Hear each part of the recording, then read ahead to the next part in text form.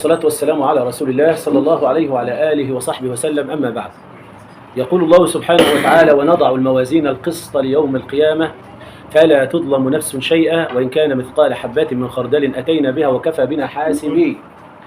وقال: فمن يعمل مثقال ذرة خيرا يره ومن يعمل مثقال ذرة شرا يره.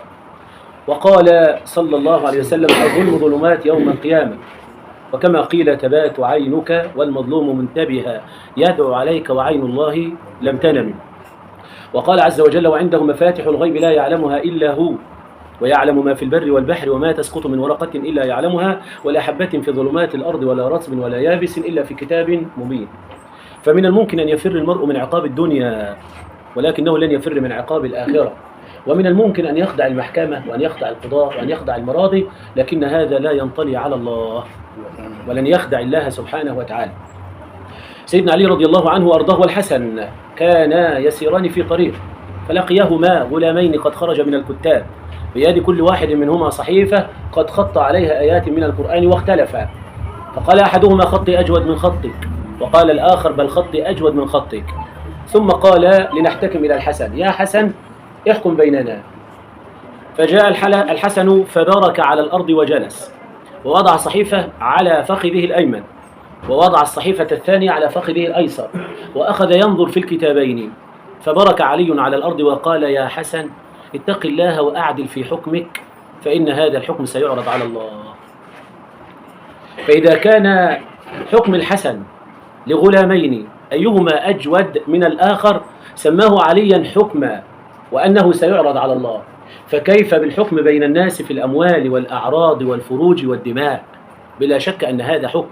إذا كان الله سبحانه وتعالى كفر الجاهليين من أجل أشياء ابتدعوها أطلقوا عليها بحيرة وسائمة ووصيلة، فكيف بالحكم بين الناس؟ لما غيروا الأشهر الحرم سماه الله عز وجل ليس كفرا إنما هو زيادة في الكفر، قال: إنما النسيء زيادة في الكفر يضل به الذين كفروا يحلونه عاما ويحرمونه عاما ليواطئوا عدة ما حرم الله. قال: ومن لم يحكم بما أنزل الله فأولئك هم الكافرون، ومن لم يحكم بما أنزل الله فأولئك هم الظالمون، ومن لم يحكم بما أنزل الله فأولئك هم الفاسقون. فواجب علينا أن نحكم بشرع الله، لأن النبي محمد صلى الله عليه وسلم هو نفسه مأمور أن يحكم بين الناس بشرع الله، وهو نفسه ليس بحاكم. قال الله للنبي محمد: إنا أنزلنا إليك الكتاب بالحق لتحكم بين الناس بما أراك الله، وقال: وأن يحكم بينهم بما أنزل الله. فإذا كان النبي صلى الله عليه وسلم ليس بحاكم، إن الله هو الحكم العادل، وقال: ولا يشرك في حكمه أحدا، نكر في سياق النفي تفيد العموم. وقال: فلا وربك لا يؤمنون حتى يحكموك فيما شجر بينهم ثم لا يجدوا في أنفسهم حرجا مما قضيت ويسلموا تسليما. ابتداء الحكم بين الناس في مسائل الزواج والطلاق من شرع الله تبارك وتعالى، فشرع الله عز وجل يشمل الفقه في الدين من أوله إلى آخره، من أول أحكام الطهارة للصلاة للصيام للزكاة للحج والعمرة، وأحكام البيوع من بيع وشراء ووكالة وجعالة وضمان وكفالة، وأحكام الأرض الزراعية من مساقاة ومزارعة وربيع وجدول وغير ذلك، إلى أن يصل إلى باب القضاء.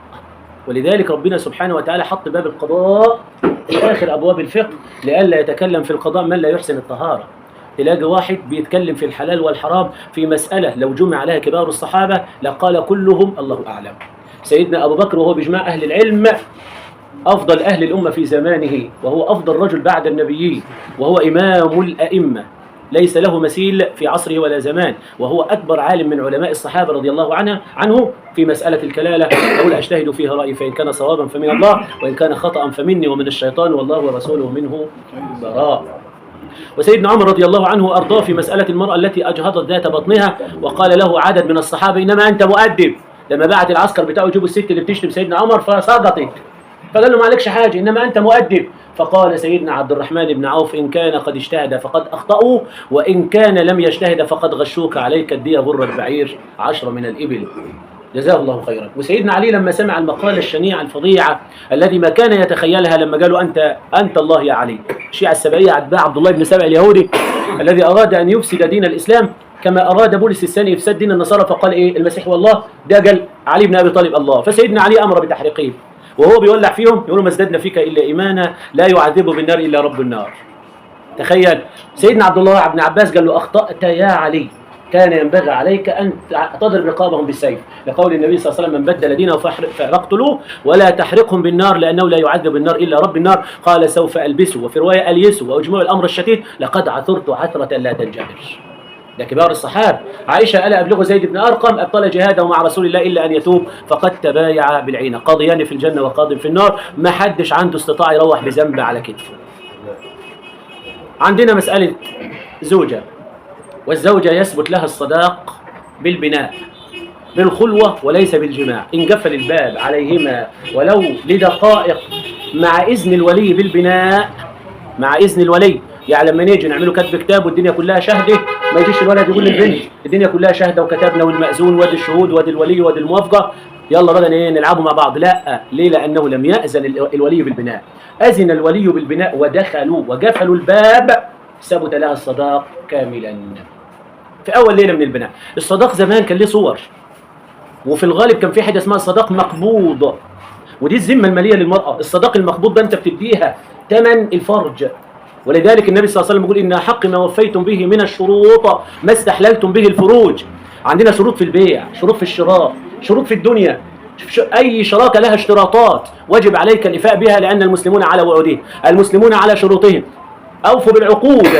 أما شروط الزواج أوجب من هذه الشروط. ليه؟ أحق ما وفيتم به من الشروط ما استحللتم به الفروج. فربنا قال في الصداق ده: وآتيتم إحداهن قنطارا فلا تأخذوا منه شيئا أتأخذونه بهتانا وإثما مبينا. وقال: وآتوا النساء صدقاتهن نحلة. الزوجة دي لها مؤخر الصداق كاملا، ولها قيمة المنقولات كاملة، ولها الذهب بالجرامات كاملا، ولها نفقة المتعة ونفقة العد.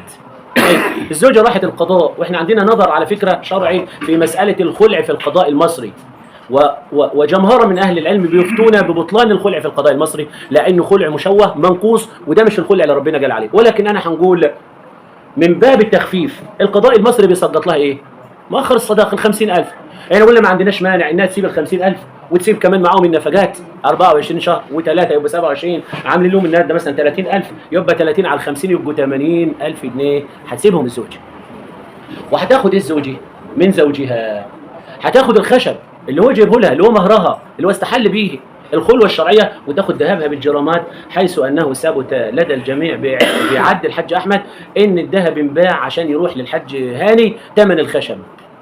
الخشب ده عليك. طب أنت بعت الذهب عشان تسد ثمن الخشب، أنت عليك الذهب بسعر اليوم. الذهب بسعر اليوم اتعملت له حسبة صغيرة كده، 35 جرام في سعر اليوم عملوا 125. ونفقة ال3 شهور العدة عملوا 125,000.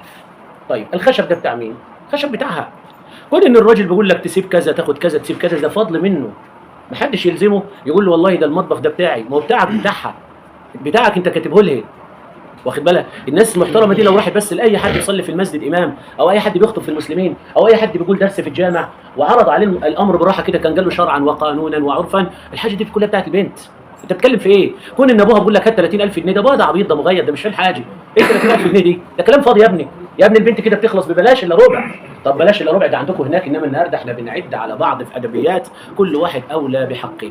كون ان احنا سيبناها مؤخر الصداق 50 وسيبناها ال30 النفقات، ده من باب الفضل على فكره، مش من باب الالزام، ومن باب ان القانون سيبها خلاص، احنا مش هنرجع له ثاني، مع ان احنا بنرجع له على فكره في الجلسات العرفيه. طب لو جينا نشغل ابو جاسوم زي الناس ما بتقول، بنسيبوا له الخشبات وبناخدوا النفقات ومؤخر الصداق. يعني لو جينا قلنا دلوقتي احنا عايزين الذهب تمام وعايزين النفقات ومؤخر الصداق، حلقها هي خدت بال حضرتك؟ النفقات عامله كام؟ عامله 30، ومؤخر الصداق ادي 80، الخشبات عاملين كام؟ عاملين 70، يبقى احنا وفرنا له كمان 10,000 جنيه. طيب الذهب 125,000 جنيه زائد الخشب في القايمه ب 70,000 جنيه، يبقى 195,000 جنيه. ده حق الست ديت بالكيل الوافي، والحق بتاع ربنا اللي عايز يدفع بعد اذنك يا استاذ هيدفع ويدفع عن نفسه نار جهنم. ده رقم واحد. رقم اثنين، الاستاذ محمد المقدم ده راجل محترم وراجل فاضل وكان عنده فرح، وينبغي ان الكل يراعي. بس انت الموضوع الجاي انا نسيت معلش. بالنسبه كان في طرح بيقول ان الحج خالد ياخد قيمه المنقولات، لا الكلام ده مرفوض. مرفوض لسببين، السبب الاولاني قيمه المنقولات ظلم عليه، وقد ناتي في فتره زمنيه قيمه المنقولات تبقى ظلم على الزوج. واخد بالك؟ ظلم على الزوج ليه؟ احيانا بيكتبوا المنقولات ويغالوا فيها، تطلق بعد شهرين 3 4 يبقى الثلاجه شدينا ب 5000، طب ما مكتوبه ب9. يبقى مغالاه، اركن ده على ناحيه. طب بتطلع لك بعد فتره زمنيه الثلاجه كانت ب5، النهارده الثلاجه ب 48,000، فقطعا ال 200,000 جنيه النهارده عاملين 600 700. احنا شلنا من ده ده عندها، هي منقولاتها تاخدها، منقولاتها تاخدها ان شاء الله، حتى تبلها وتشرب ميتها، منقولاتها تاخدها، غاليه عليها رخيصه عليها، منقولاتها جايبه ثلاجه نظيفه، يبقى بتاعتها ردت اليه، بضاعتكم ردت اليكم. فالمنقولات الزوجيه الخاصه بها التي اتت بها من بيت ابيها احنا ما نملكش غير ان احنا بنرجعوها كما هي. طب احنا عايزين نقول قيمه ومش قيمه، ده اذا تراضى الاطراف ان شاء الله يسيبوا لبعض كل حاجه، لكن كحكم المنقولات التي اتت بها من بيت ابيها كامله هتاخدها، واللي بايظ هيندفع ثمنه بسعر اليوم. اللي بايظ هيندفع ثمنه بسعر اليوم، يجي بداله نفس الماركه ونفس الصفه. ليه؟ الزوجه عاشت 3 شهور ونص، يعني في الغالب الاشياء لسه في الكرتونه بتاعتها. اصبح عندي الذهب 125 و70 ثمن الخشب اللي انباع 195,000 جنيه. ال 195,000 جنيه دول هيندفعوا زائد منقولاتها. الاستاذ محمد المقدم راجل محترم، وحصل تعدي. التعدي ده نتج عنه ان هو احزن واصابه بضرر نفسي. الفرح اكتمل، الفرح اكتمل، لكن اكتمل على مضض، واكتمل بصوره غير لائقه وبصوره جيده وبصوره محزنه. الضيف بتاعه هين، الضيف بتاعه هين. كان يسعنا ان احنا نعمله هذا الامر بعيد عن الفرح بكيلو، قبل الفرح بكيلو. متسبب في هذا الامر 2، رقم 1 احمد، لان المفروض يبقى راجل عاقل. انت جاي بلد ليك فيها خصومه بقالها 3 4 سنين، ليك فيها زوجه معلش يعني معلقه. هو ما كانش مدعم. هو مين؟ الاخ اللي جه من ده ندع او ما كانش ندع، او ما كانش ندع، خدت بال حضرتك، او ما كانش ندع. وما كانش ندع دي كان المفروض الاستاذ محمد المقدم حقيقه يحتاط لهذا الامر. والناس الادرجيه عارفين القصه دي وحافظينها، اللي عنده فرح اللي عنده طرح بيجي على واحد عارف ان عنده مشكله، الو يا فلان عايزك وصلني، الو يا فلان تهنئتك اتوصلتني، انا مش عايز نعمل احتكاك بينك وبين فلان، او الو يا فلان انا عازم فلان تيجي ما حدش يبص له، وانت يا فلان معزوم وانا عازم فلان ما حدش يبص له. يبقى في تنبيهات سابقه. الجماعه دول لو ما عملوش كده حقيقه ما كناش جايين للميعاد دي، ولو اي حد مكانهم هيعمل كده وازيد من كده، كل واحد ياخد حقه. طيب الاستاذ محمد ماليش ذنب في هذا الامر، والجزئيه فاتت عليه، ورغم ذلك احنا جعلنا له حق 50,000 جنيه مدفوعه من ال 195. لا مش من 195، 195 يندفعوا، وبعد ما يندفعوا يتشال منهم 50 يروحوا للراجل ديش. هو اللي ال 195 يندفعوا وينشال منهم 50 يروحوا للراجل دي، الكلام واضح. ال 50 بتوع الراجل دي يوصلوا حال وصول الدفع ال 195. طيب انا عندي جزئيه اللي هي فيها تربص، لا دي من الناحيه العرفيه هو مش تربص، ولكن حصل فيها تعدي، حصل فيها تعدي. التعدي ده مقصود، التعدي ده مترتب، التعدي ده مش مترتب، التعدي ده هم راسمينه، هم معذورين فيه، وايا كان الوضع احنا عملنا له ثمن، احنا عملنا له ثمن.